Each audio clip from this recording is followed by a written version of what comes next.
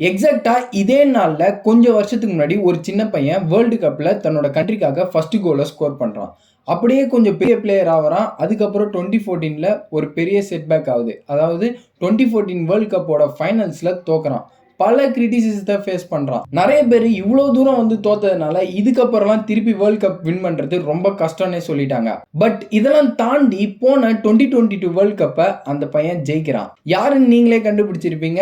Lionel Messi. சரி, இந்த world cup ஜெயிச்சதுக்கு அப்புறம் எல்லாமே முடிஞ்சிருச்சுன்னு நெனச்சா, இப்ப 2026 வேர்ல்ட் கப்போட ஓப்பனிங் கேம அர்ஜென்டினா அல்ஜீரியாக்கு அகைன்ஸ்டா ப்ளே பண்ணாங்க. அதுல லியோனல் மெஸ்ஸி ஹேட்ரிக்க ஸ்கோர் பண்ணியிருக்காரு. இது மூலமா வேர்ல்ட் கப்போட டாப் ஸ்கோரர் ரெக்கார்ட பிரேக் பண்ணியிருக்காரு. அண்ட் அது மட்டும் இல்லாம 38 இயர்ஸ்ல ஹேட்ரிக் அடிச்சதுனால one of the oldest player in the world cup to score a ஹேட்ரிக்னு இந்த ரெக்கார்டையும் படைச்சிருக்காரு. ஸோ 20 வருஷத்துக்கு முன்னாடி இதே நாள்ல மெஸ்ஸி எப்படி ப்ளே பண்ணாரோ அதே போல தான் இப்பயுமே எனக்கு தெரிஞ்சு ப்ளே பண்றாரு. அவரு ஸ்லோ டவுன் ஆகிறதுக்கான எந்த பாசிபிலிட்டிஸும் எனக்கு தெரியல. அதே விஷன், அதே பாஸ், அதே ஸ்பீட். ஸோ இவரு இன்னொரு வேர்ல்ட் கப்பை ஜெயிக்க போறாருன்னு சொன்னா கூட ஆச்சரியப்படுறதுக்கு இல்ல.